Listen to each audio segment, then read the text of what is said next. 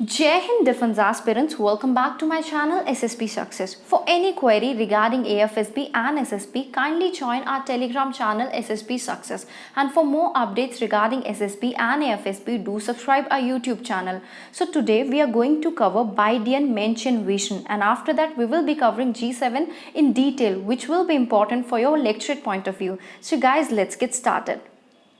सो context की बात करते हैं। G7 समिट ऑर्गेनाइज हुआ था यूके के कॉर्नवेल में। G7 में ये सब कंट्रीज आती है, US, Canada, UK, France, Italy, Germany, Japan.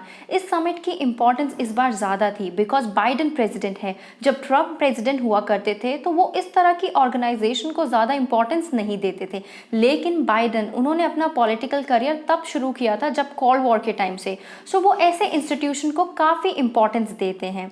तो G7 के समिट में इस बार 4 और डेमोक्रेटिक कंट्रीज़ को इनवाइट किया गया था, India, Australia, south Korea and south Africa. हालांकि जो India, Australia and south Korea है, इनकी ज़्यादा इंपॉर्टेंस थी। जो इन कंट्रीज़ को मिला के इस ग्रुप को बोला गया D10 यानी डेमोक्रेटिक 10। तो ये जो डेमोक्रेटिक 10 कंट्रीज़ हैं, चाइना के चैलेंजेस को टैकल कर सकती हैं वर्ल्ड के वेरियस एरियाज़ में। ये किसने कहा? ये बाइडन ने कहा। जैसे देखो, क्वाड है, वो इंडो पैसिफिक रीजन में और यूरोप में तो यूएसए के एलाइज भी हैं। तो यूएसए ये चाहता है कि वो अपने जो यूरोप में उनके एलाइज हैं और जो ये क्वाड के एलाइज हैं, ये सब एक साथ मिल जाएं और ये सब एक साथ मिल के जो है ये चाइना को काउंटर करे। और जो भी चैलेंजेस उनको फेस करने को मिल रहे हैं, किससे? रशिया एंड चाइना से, सॉरी। बट चैलेंजेस काफ़ी है इसको करने में। चैलेंजेस क्या है? देखो, अब हम चैलेंजेस डिस्कस करते हैं। अभी देखो, कोल्ड वॉर के टाइम पे सिचुएशन अलग थी। 2 ही ग्रुप थे, यूएसए एंड यूएसएसआर। उस टाइम पे इकोनॉमिक इंटरडिपेंडेंस इतनी ज़्यादा नहीं थी, मींस ट्रेड काफ़ी कम हुआ करता था एक दूसरी कंट्रीज़ में। आज वो सिचुएशन नहीं है। साउथ कोरिया बेशक जो चाइना को पसंद नहीं करता, जापान जो चाइना को बिल्कुल नहीं पसंद करता, लेकिन इन दोनों कंट्रीज़ का चाइना के साथ बहुत ज़्यादा ट्रेड होता है और साउथ कोरिया इस डिपेंडेंसी को ऊपर से इग्नोर भी नहीं कर सकता।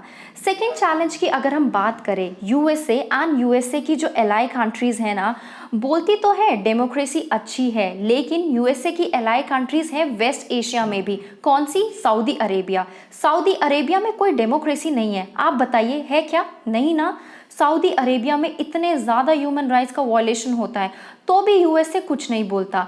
तो डेमोक्रेसी की बात सिर्फ यूएसए अपने इंटरेस्ट के अकॉर्डिंग करता है और डेमोक्रेसी को इम्पोज करने के नाम पर कई तरह की कई सारी कंट्रीज़ को इन्होंने बर्बाद कर दिया। अब अगर हम एग्जाम्पल लें, किसका? इराक का। इराक में इन्होंने इंटरवेंशन किया था सद्दाम हुसैन के रूल को ख़त्म करने के लिए, बाद में डेमोक्रेसी को इस्टेब्लिश कर दिया। अभी तक वहाँ पर स्टेबिलिटी नहीं आई है। ऐसा ही इन्होंने लीबिया में किया। नाटो वालों ने 2011 में हमला किया गद्दाफी का रूल को ख़त्म करने के लिए। आज तक लिबिया में स्टेबिलिटी ना आ पाई है, आज भी सिविल वॉर चलता रहता है लिबिया में। उसके बाद अब इंडिया की बात करते हैं। अगर हम इंडिया की बात करें, देखो वैसे इंडिया जो है वो D10 का आइडिया उनको अच्छा लगेगा, लेकिन चाइना को काउंटर करने के लिए सिर्फ उनको, अगर वो रशिया के लिए उनको बोला जाएगा ना कि आप रशिया को काउंटर कीजिए, तो रशिया को इंडिया नहीं काउंटर करेगा, क्योंकि इंडिया जो है कभी भी रशिया के साथ अपने टाइज नहीं खराब करेगा। वही एग्जाम्पल अगर आप ईरान का ले लो, ईरान को अगर इन्होंने जो D10 कंट्रीज है इन्होंने टारगेट किया तो इंडिया सामने नहीं आएगा, because India Russia and Iran के साथ अच्छे रिलेशंस को मेंटेन करके रखना चाहता है। तो ये चैलेंजेस है D10 के फॉर्मुलेट होने में। So now let's talk about the G7 from the lecture point of view. So देखो, जो कॉन्सेप्ट है G7 का वो कब निकल के आया था? जब 1973 में ऑयल क्राइसिस हुए थे। 1975 में एक समिट होस्ट किया गया था फ्रांस के द्वारा, जिसमें ये 6 गवर्नमेंट्स को एक साथ लेके आया गया था। कौन कौन सी? France, West Germany, Italy, Japan, United Kingdom and US. उसके बाद जो G7 है वो कंपोज करता है 7 वेल्दियस्ट एडवांस कंट्रीज। जो पीपल रिपब्लिक ऑफ चाइना है ना, उनके डेटा के अकॉर्डिंग वो सेकेंड लार्जेस्ट है with 16.4% of world net wealth. But जो ये IMF और अदर ग्लोबल जो इंस्टीट्यूशन है वो चाइना को एडवांस कंट्री कंसीडर नहीं करती है, क्योंकि उनकी जो रिलेटिवली लो नेट वेल्थ है पर एडल्ट एंड HDI के वजह से। अगर वेरियस रिपोर्ट जो है वो ये सजेस्ट करती हैं G7 बिना यूरोपियन यूनियन के रिप्रेजेंट करता है 62% of the global net wealth, और अगर उसमें यूरोपियन यूनियन को इंक्लूड किया जाए तो 70% of the global net wealth. Challenges क्या है G7 मेंबर्स के? देखो, काफ़ी सारे डिसएग्रीमेंट होते हैं G7 के अंदर ही। क्लैश होता है यूएसए का दूसरे मेंबर्स के साथ टैक्सेस के को लेके और क्लाइमेट चेंज को लेके। उसके बाद ये एक और चैलेंज फेस किया जा रहा है कि जो फास्ट ग्रोइंग जो इकोनॉमीज़ है जैसे इंडिया एंड ब्राज़ील, ये मेंबर नहीं है G7 के।